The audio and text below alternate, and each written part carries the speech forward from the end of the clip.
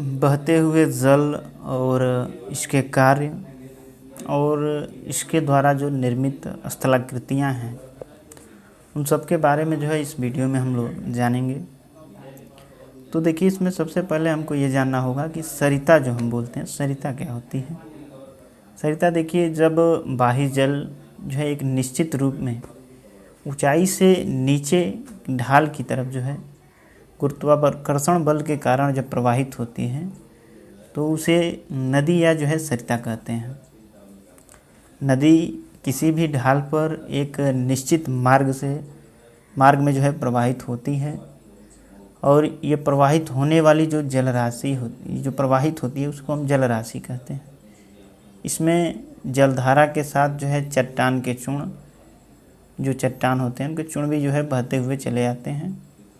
जो नदियां हैं उनके मुख्य रूप से 4 प्रकार जो होती हैं, जो नदियां होती हैं वो मुख्य रूप से जो है 4 प्रकार की होती हैं। एक स्थायी नदी, दूसरी अस्थायी नदी, तीसरी आंतरायिक नदी और चौथी अल्पकालिक नदी। तो जो नदियां हैं आपकी 4 प्रकार की होती हैं। इसके अलावा जो नदियां हैं ये ऊंचे ढाल से निचले ढाल की तरफ जो है बहती हैं, और यह ढाल क्रमशः जो उद्गम स्थल होता है उससे और मुहाने की ओर जो है घटता जाता है। प्रत्येक नदी का जो ढाल होता है वो अलग अलग होता है। नदियाँ भूतल पर समतल स्थापन का कार्य करती हैं, और जो समतल स्थापन का कार्य होता है ये 3 रूपों में करते हैं, जिसे हम त्रिकल कार्य या त्रिपथ कार्य भी कहते हैं। इंग्लिश में इसको 3 फेज वर्क और 3 वे वर्क भी कहते हैं। ये 3 जो कार्य हैं वो हैं अपर्दन, परिवहन और निक्षेप। अपर्दन का कार्य, नदी का सर्वप्रमुख कार्य भूपटल का अपर्दन करना है। एक विद्वान हैं जिनका नाम है सैलिसबरी। इन्होंने बताया है कि नदी के जो प्रमुख कार्यों में से एक कार्य है वो है स्थल का सागर तक ले जाया जाना। नदियाँ जो हैं सदैव अपने मार्ग की समीपी चट्टानों को घिस करके, काट करके अपने साथ जो है परिवहन करने में प्रयत्नशील रहती हैं। नदी द्वारा अपर्दन का कार्य में जो है अपक्षय का भी जो है पर्याप्त उसमें योगदान रहता है। अपक्षय की जो विभिन्न क्रियाओं द्वारा जो समीपीय चट्टान हैं वो चट्टानों को जो है अपक्षय विघटित करता रहता है, वियोजित करता रहता है और उसको कमज़ोर कर देता है। और जल के साधारण कार्य द्वारा ये अलग होकर के और जल के साथ जो है साथ ही चल लेती है, हो लेती है। नदियाँ अपर्दन का जो कार्य है ये 2 रूपों में करती हैं। एक तो नदी का जल घाटी की जो तली होती है और उसके किनारे को जो है काटती है, और दूसरी जो कार्य वो नदी के साथ जो सम्मिलित पदार्थ हैं उन्हें भी जो है अपर्दन का कार्य करने देती है, और वो भी कार्य करते हैं। जो नदियां हैं उसके साथ जो सम्मिलित पदार्थ हैं वो भी अपर्दन का कार्य करते हैं। अपर्दन के लिए नदी में जो है क्या हो जाता है, इस फलस्वरूप जो है इसमें नदी में क्या होता है, बोझ हो जाता है। और नदी का बोझ जो है, इसमें बोझ के अंतर्गत क्या आता है, कंकड़, पत्थर, रेत, ये सारी जो है पदार्थ जो है इसमें नदी में क्या होती हैं, सम्मिलित हो जाती हैं। अब जो है नदी का जो ये कार्य है इसी से एक सिद्धांत भी निकलता है जो इसके प्रवाह का सिद्धांत है इसमें। तो नदी के अपर्दन का जो सिद्धांत है वो क्या है, नदी का जो अपर्दन का कार्य है वो नदी के ढाल और वेग और उसमें जो स्थित नदी के भार हैं इसके अवसादों पर निर्भर करती है। ठीक है, इसके जो है अवसादों पर ये क्या होती है, आधारित होती है। इसके अंतर्गत जो है जो लोड होता है उसमें ग्रेवल, रेत, सिल्ट, क्ले, ये सारी चीज़ें जो है इसमें क्या होती हैं, शामिल होती हैं। जैसे इसमें जो ग्रेवल होता है वो ग्रेवल के अंतर्गत जो है बोल्डर आता है जो 256 mm का होता है। कोबुल होता है 64 से 256 mm का। अपर्दन के लिए जो है इसमें ये आवश्यक है कि जो नदी है इसके साथ कंकड़, पत्थर ये आदि जो है विद्यमान होनी चाहिए। नदी द्वारा अपर्दन न केवल जो है भार की मात्रा द्वारा निर्धारित होती है बल्कि उसके आकार के अनुसार भी जो है ये निर्धारित होती है। जो नदी में अवसाद के जो आकार हैं उससे भी ये जो है निर्धारित होती हैं। जैसे उदाहरण के लिए अगर बताएं तो यदि भार के पदार्थ महीन कण वाले हैं और आकार में छोटे हैं तो वे जल के साथ कटकर चलते हैं और अपर्दन कम करते हैं। इसी तरह यदि पदार्थ इतने महीन होते हैं कि वे घुल कर के जल के साथ चलते हैं तो वहाँ अपर्दन क्या होता है, नगण्य हो जाता है। और इसी के विपरीत यदि भार के जो पदार्थ हैं वो इतने बड़े हों कि जो जल है उसके साथ लुढ़क कर या कूदते हुए चलते हैं तो उनसे जो अपर्दन होता है वो सर्वाधिक होता है। इसी तरह से भार की जो मात्रा का भी अपर्दन पर जो है प्रभाव पड़ता है। जैसे यह भी कहा जा सकता है कि जो नदी में भार की मात्रा है जितनी अधिक होगी उसके द्वारा अपर्दन भी उतना ही अधिक होगा। और यह तथ्य जो है सर्वथा सत्य नहीं होता है, क्योंकि वास्तव में जो है प्रत्येक नदी में अधिकतम भार ग्रहण करने और उसे ढोने की जो एक निश्चित सीमा होती है, इस सीमा से अधिक भार होने पर नदी उसका परिवहन करने में असमर्थ होती है। यदि नदी अपनी सामर्थ्य के अनुसार भार या अधिकतम जो है भार का वहन का कार्य करती है तो अपर्दन का कार्य नगण्य होता है, क्योंकि अधिक भार के कारण जो नदी है उसके वेग में शिथिलता आ जाती है और इस आधार पर अपर्दन और नदी का भार के बीच जो संबंध होता है वो निम्न हो जाता है। यानी निम्न संबंधों का जो है यहाँ प्रतिपादन किया जा सकता है। जैसे नदी में अवसाद भार के अभाव में अपर्दन कम होता है, अगर अवसाद नहीं है इसमें तो अपर्दन वहाँ कम होता है, और अधिकतम अवसाद भार पर भी अपर्दन कम होता है। और अब इन दोनों अवस्थाओं के जो बीच की दशा है, अगर वो दशा स्थित है तो यहाँ अपर्दन सर्वाधिक होता है। इस अवस्था के पूर्व अपर्दन बढ़ता है और इस अवस्था के बाद जो है अपर्दन घटता है। इसे हम जो है अपर्दन का सामान्य सिद्धांत भी जो है कहते हैं। साधारण रूप में नदी के वेग और अपर्दन शक्ति में जो वर्ग का अनुपात होता है, जो नदी का वेग होता है और जो अपर्दन होता है इसकी शक्ति में वर्ग का अनुपात होता है, जिसे हम निम्न गुण द्वारा जो है प्रदर्शित करते हैं। अपर्दन शक्ति और बराबर होता है क्या आपका, नदी के वेग का स्क्वायर। अर्थात जो है यहाँ हम यह कह सकते हैं कि यदि नदी का वेग दोगुना कर दिया जाए तो उसकी अपर्दन शक्ति क्या हो जाएगी, चौगुनी हो जाएगी। यदि नदी वेग चौगुनी कर दी जाए तो उसकी अपर्दन शक्ति 16 गुनी हो जाएगी। यह संबंध उस समय होता है जब नदी का अवसाद भार के समान रहे, क्योंकि नदी के जो बोझ होते हैं उसमें परिवर्तन के साथ नदी के वेग और अपर्दन दोनों में क्या होता है, परिवर्तन हो जाता है। तो ये स्थिति कब होगी, जब अवसाद भार समान रहें, ठीक है, और नहीं तो जब बोझ बढ़ेगी तो उसमें जो है वेग और अपर्दन दोनों में एक साथ परिवर्तन होना शुरू हो जाता है। अब नदी के अपर्दन के रूप देखेंगे कि जो रिवर्स हैं इनके कौन कौन से रूप हैं, अपर्दन के रूप क्या क्या हैं। तो जो पहला इसका रूप है वो है घोलीकरण, या इसको हम बोलते हैं संक्षारण। इंग्लिश में इसको बोलते हैं सॉल्यूशन या कोरेजन। घोलीकरण या संक्षारण, सॉल्यूशन या कोरेजन। नदी के बहते हुए जल के संपर्क में आने वाली जो चट्टानें हैं ये घुलनशील पदार्थ होती हैं और घुल करके सैल से अलग हो जाती हैं और जल के साथ मिल जाते हैं। जैसे कार्बोनेशन की जो क्रिया द्वारा जो है चट्टान का अधिकांश जो है घुलनशील तत्व उससे जो है अलग होकर और नदी में क्या होता है वो बहने लगता है। तो ये जो क्रिया होती है घुलनशील क्रिया होती है, ठीक। दूसरी जो क्रिया होती है अपघर्षण। अपघर्षण को हम इंग्लिश में कोरेजन बोलते हैं या अपजर्शन बोलते हैं। ये इसमें जो है क्या होता है कि नदी जो होती है इसके साथ में कंकड़ पत्थर ये सारी चीज़ें जो है शामिल होती हैं और नदी के भार के रूप में ये जो है चलते रहते हैं। और इन पदार्थों के संपर्क में आने वाली जो चट्टानें होती हैं वो घर्षण और टूट फूट की क्रिया को अंजाम देते हैं, जिसको हम अपघर्षण की क्रिया कहते हैं। अपघर्षण की मात्रा और उसकी रूप नदी भार के पदार्थ के गुणों पर आधारित होता है।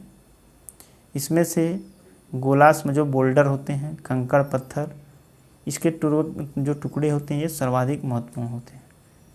इन पदार्थों को छेदन यंत्र यानी ड्रिलिंग टूल्स या बर्मा मशीन की तरह छेद करने का वाले जो है ये कहा भी जाता है, इसको ये भी कहा जाता है, जो कि नदी की जो घाटियाँ उसको लंबवत और क्षैतिज कटाव करते रहते हैं, और इस तरह की जो क्रिया होती है उसको अपघर्षण कहते हैं। उपयुक्त जो शैल कण हैं प्रथम रूप से जल के साथ मिलकर के नदी की घाटी के दोनों पाँवों को जो है कुरेद कर और रगड़ कर घर्षित करते रहते हैं। इस क्रिया को हम क्षैतिज अपघर्षण कहते हैं।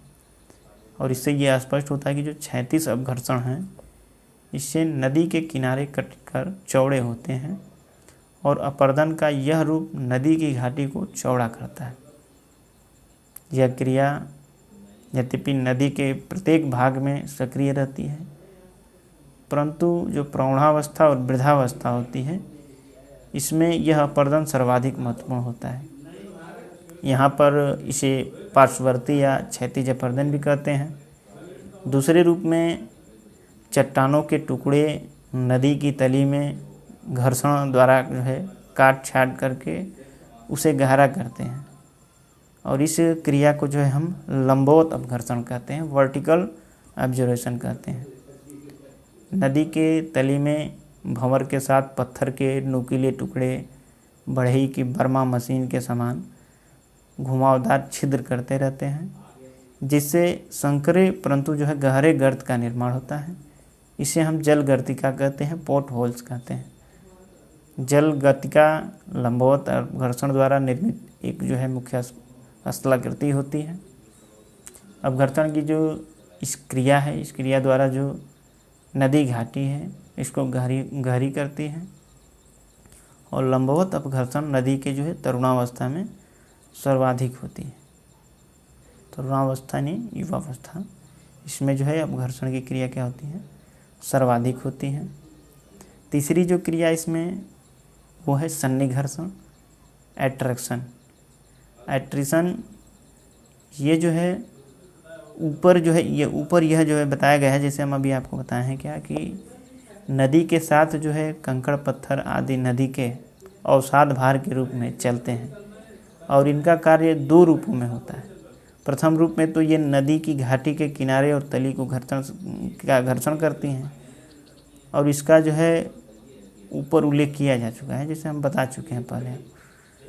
दूसरे रूप में ये टुकड़े आपस में भी टक्कर खाते हैं, और उससे उनमें टूट फूट होती रहती है, और इस तरह जो टुकड़े की आपस में रगड़ और घर्षण है इसके द्वारा जो टूटने की क्रिया है इसी को हम सन्निघर्षण कहते हैं। ठीक, इस क्रिया द्वारा टुकड़े टूटकर छोटे और महीन होते जाते हैं। मुख्य रूप से टुकड़ों का आकार गोल होता है। सन्निघर्षण द्वारा जो कंकड़ है उसमें अत्यधिक महीन और बारीक हो जाते हैं, जिसका जो परिवहन है वो आसानी से होता है। अगली क्रिया जो है आपकी चौथी क्रिया है वो जलगति क्रिया है। इसको इंग्लिश में हाइड्रोलिक एक्शन कहते हैं। हाइड्रोलिक एक्शन क्रिया जो होती है इसमें जो अपर्दन होता है ये केवल जल का ही सहयोग होता है, अन्य कारक इसमें कोई भी शामिल नहीं होता है। बिना जो है कंकड़ पत्थर की सहायता लिया ये जो है रासायनिक क्रिया से के जो है जल यांत्रिक ढर के मार्ग में जो पड़ने वाली चट्टानें होती हैं उनको धक्के द्वारा जो है ढीला करके कमज़ोर करता है, और चट्टान से करके जो है इनको अलग करके अपने साथ लेकर के चल देता है।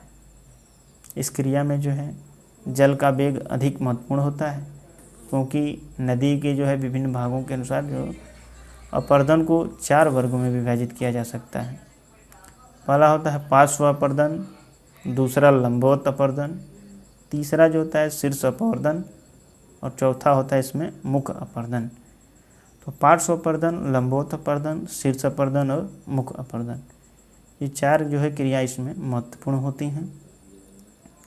आगे हम बात करेंगे आधार तल यानी बेस लेवल जो है ये क्या होता है। तो प्रत्येक नदी जो भी नदियां हैं, जितनी भी नदियां हैं, इनके लंबवत यानी निम्नवर्ती अपर्दन की एक अंतिम सीमा होती है, जिसके बाद ये पुनः अपर्दन संभव नहीं कर पाती हैं। इसके बाद जो है अपर्दन की क्रिया संभव नहीं होती है। इस सीमा को हम नदी का आधार तल या निम्न स्तर कहते हैं। आधार तल वास्तव में नदी के लंबवत अपर्दन की जो अंतिम सीमा होती है। पावेल हैं जो 1875 में ये बताते हैं कि जो आधार तल पर जो अपनी एक जो है संकल्पना देते हैं, इसमें कहते हैं कि जिसकी आगे चल कर के जो है बहुत आलोचना भी होती है। वो पावेल हैं, इनकी जो संकल्पना है इसका आगे चल कर के बहुत आलोचना भी की गई। पावेल के अनुसार जो है सागर तल का मुख्य आधार तल यानी ग्रैंड बेस जो है लेवल है, इसको जो है प्रदर्शित करता है, जिसके नीचे जो है शुष्क स्थल खंड का अपर्दन नहीं हो सकता है, परंतु अस्थायी या स्थायी उद्देश्य के लिए जो है अपर्दन के और भी आधार तल हो सकते हैं, जो कि प्रमुख नदी के जो है तल के बराबर होते हैं। आधार तल वास्तव में एक काल्पनिक सतह है, जो कि जो है प्रमुख सरिता के निचले भाग की ओर धीरे धीरे सूखता जाता है। इसके जो आधार तल होते हैं ये 3 तरह के होते हैं। पहला जो आधार तल होता है यह अस्थायी आधार तल होता है, जो सागर तल द्वारा निर्धारित होता है। दूसरा अस्थायी सागर आधार तल होता है, और जो तीसरी जो होती है इसमें स्थानीय आधार तल होती है। तो ये 3 जो है आधार तल होते हैं। आगे हम देखेंगे नदी का जो परिवहन कार्य है वो क्या है। तो नदी की जो परिवहन कार्य है इसके बारे में यदि हम चर्चा करें तो नदियां अपर्दन द्वारा प्राप्त चट्टान चूर्ण या जो मलबा होता है, डेब्रिज होता है या अवसाद होता है, ये एक स्थान से दूसरे स्थान तक स्थानांतरण करती रहती हैं। नदियां अपर्दन द्वारा जो है चट्टान चूर्ण को या मलबा को या अवसाद को एक स्थान से क्या करती हैं, दूसरे स्थान पर स्थानांतरित करती रहती हैं।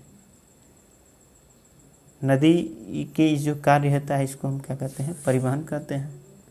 और नदियों द्वारा जो अवसाद होते हैं, सेंडिमेंट्स होते हैं, इनका परिवहन जो है कई कारणों द्वारा जो है नियंत्रित होता है। जैसे अवसाद की भार की मात्रा, नदी का प्रवाह वेग, नदी में जल का आयतन, इन सारी चीज़ों पर जो है क्या होता है, ये निर्भर होता है। गिलबर्ट महोदय ने नदी के वेग और नदी की जो परिवहन शक्ति होती है इसके बीच में जो है संबंध के आधार पर एक सिद्धांत का प्रतिपादन किया है, जिसे हम गिलबर्ट का छठी शक्ति का सिद्धांत कहते हैं। इस सिद्धांत के अनुसार जो नदी होता है उसका परिवहन शक्ति जो नदी के वेग की जो है छठी शक्ति के अनुपात में होता है। अर्थात यदि यह हम कह सकते हैं कि यदि नदी का वेग 2 गुना कर दिया जाए तो नदी की जो परिवहन शक्ति है ये 64 गुनी हो जाएगी, यानी 2 की पावर 6। दूसरे शब्दों में नदी के जो वेग होती हैं ये 2 गुने होने पर जो है इसकी परिवहन किए जाने वाले जो बोझ होती हैं उसके भार जो होता है उसका 64 गुना हो जाएगा। अर्थात जो नदी पहले से 64 गुना अधिक भार का परिवहन करने लगेंगी। और इस गुण को जो है हम एक सूत्र द्वारा भी प्रदर्शित कर सकते हैं, जैसे परिवहन शक्ति बराबर नदी के वेग का पावर 6। नदी के वेग का पावर 6। नदी अवसाद भार का परिवहन कई रूपों में करती हैं। इनमें से निम्नलिखित रूप जो है, बहुत सारे रूप हैं जो बहुत ही महत्वपूर्ण हैं। जैसे पहला जो रूप है इसका कर्षण द्वारा, कर्षण यानी लुढ़क करके, बाई ट्रैक्शन। देखिए जब चट्टान के बड़े बड़े टुकड़े लुढ़कते हुए चलते हैं तो इस क्रिया को हम कर्षण कहते हैं। ठीक, जब चट्टान के टुकड़े लुढ़कते हुए चलते हैं तो इस क्रिया को हम कर्षण कहते हैं। और इस विधि में चट्टान के जो टुकड़े होते हैं एक ही बार में परिवहन नहीं हो पाते हैं, बल्कि ये एक स्थान से दूसरे स्थान पर, फिर दूसरे स्थान से तीसरे स्थान पर, और यही प्रक्रिया जो है आगे चलती रहती है। ये टुकड़े नदी की तली के साथ फिसल करके या लुढ़क करके चलते रहते हैं। दूसरी जो क्रिया होती है उत्परिवर्तन द्वारा, बाइसल्टेशन। इस विधि में चट्टान के जो टुकड़े होते हैं जल के साथ नदी की तली पर उछल उछल कर स्थानांतरित होते हैं। और उछलने या जो फुदकने की जो क्रिया है ये निहायत मंद होती रहती है हमेशा। इस विधि से जो परिवहन की क्रिया है इस प्रक्रिया को हम उत्परिवर्तन कहते हैं। तीसरी जो क्रिया है लटक कर, बाई सस्पेंशन। यह जो है सामान्य नियम है कि जल में प्रत्येक वस्तु का भार कम हो जाता है, और जब शैल कण चट्टान से अलग होकर नदी के जल में गिरते हैं तो जल की जो प्लवन शक्ति है इसके कारण उसके भार में कमी आ जाती है, और इस क्रिया के कारण जो है मध्यम श्रेणी के अवसाद जल में लटकते रहते हैं और जलधारा द्वारा दूर तक जो है बहा लिए जाते हैं। इस विधि को हम लटकन विधि कहते हैं। और अगली जो क्रिया है इसमें घुलकर यानी बाई सॉल्यूशन। इसमें क्या होता है कि चट्टानों के जो घुलनशील पदार्थ हैं ये जल के साथ घुल कर के मिल जाते हैं और जल के साथ जो है अदृश्य रूप से जो है बहते हुए चले जाते हैं। तो ये चार क्रिया है, कर्षण, घुलीकरण, ये जो है चार क्रियाएं थी आपकी। जैसे आप आगे देखेंगे अपर्दन द्वारा उत्पन्न जो है स्थल रूप, अपर्दन से कौन कौन से स्थल रूपों का निर्माण होता है। तो उसमें जो पहली है नदी घाटी का विकास। देखिए घाटी का गहरा होना यानी अंग्रेजी के अक्षर भी, अंग्रेजी का अक्षर जो होता है भी अक्षर के जो है आकार की घाटी, गार्ज और कैनियन, ये जो है गहरे होने से बनते हैं। घाटी जब चौड़ा होता है तो इससे नदी विसर्ग, जल विभाजक और जो है खिसकाव, ये सब चीज़ों का जो इसमें निर्माण होता है। अब जब घाटी का लंबा होना, सरिता का अपहरण और उसके साथ उत्पन्न जो है स्थलाकृतियाँ, जैसे जल प्रपात का निर्माण, जल गर्तिका का निर्माण, संरचनात्मक जो सोपान होते हैं, जो स्ट्रक्चरल बेंच होते हैं उसका निर्माण।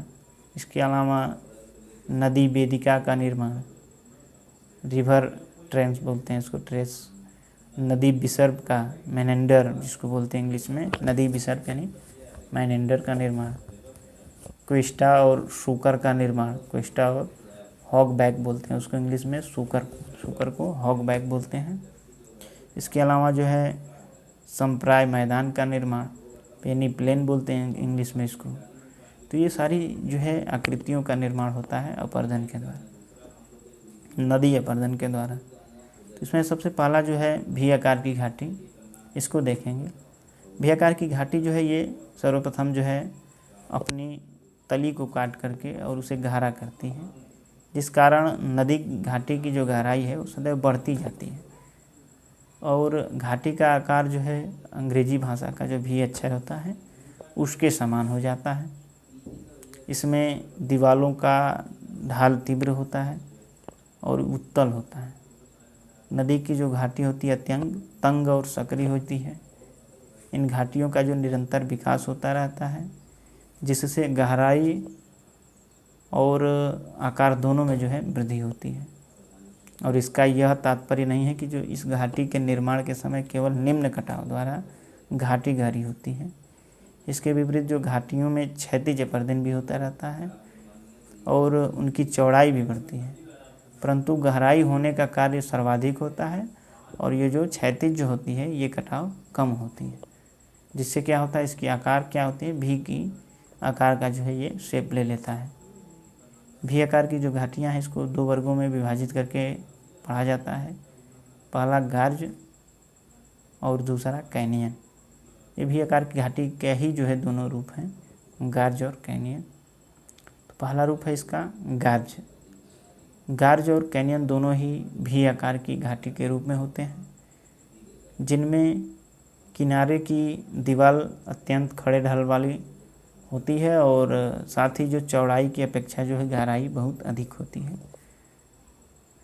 गार्ज और कैनियन में इस प्रकार अंतर स्थापित करना कठिन कार्य है, लेकिन सामान्य रूप से बहुत जो गहरी और सकरी घाटी को हम गार्ज या कंदरा कहेंगे, दोनों में अंतर केवल आकार का होता है। गार्ज के विस्तृत रूप को कैनियन कहते हैं, यदि उसकी चौड़ाई बढ़ती तो कैनियन हो गई, सकरी है और जो है लंबी है तो गार्ज है। गार्ज में जो दीवार होती हैं उसकी ढाल कभी कभी इतनी अधिक तीव्र होती हैं कि दीवारों बिल्कुल जो है लंब रूप में होती हैं, और वास्तव में जब भी आकार की घाटी का ढाल अधिक तीव्र हो जाता है तो गार्ज का निर्माण होता है। गार्ज का निर्माण जो है नदी द्वारा तीव्र गति से निम्न कटाव के द्वारा ही होता है। कभी कभी जो है प्रपातों के जो द्रुत गति हैं उनके पीछे हटने के कारण भी गार्ज का निर्माण हो जाता है। जैसे रांची पठार पर हुंडरू घाघ जलप्रपात के नीचे जो है स्वर्णरेखा नदी बनी। एक और है इसमें, जैसे जोन्हा प्रपात के नीचे रारू नदी ने जो है इसका निर्माण किया है। दासम घाघ प्रपात के कांची नदी ने इसका निर्माण किया है। फेरुआ घाघ है प्रपात जो रांची पठार की दक्षिणी सीमा पर है, इसके नीचे जो है कारो नदी से जो है एक सकरे गार्ज का निर्माण हुआ है। रीवा पठार की जो बिहर नदी है इस पर चचाई गार्ज बना है। महाना नदी का जो केवटी गार्ज है इसका उदाहरण है। टोंस नदी का जो पूर्वा जो गार्ज है वो काफ़ी प्रसिद्ध है। टोंस नदी का पूर्वा गार्ज इसके उदाहरण में काफ़ी प्रसिद्ध है। जबलपुर के पास नर्मदा नदी पर भेड़ा घाट संगमरमरी गार्ज है, ये जो है गार्ज विश्व विख्यात है। तो ये सारे उसके क्या थे, उदाहरण थे।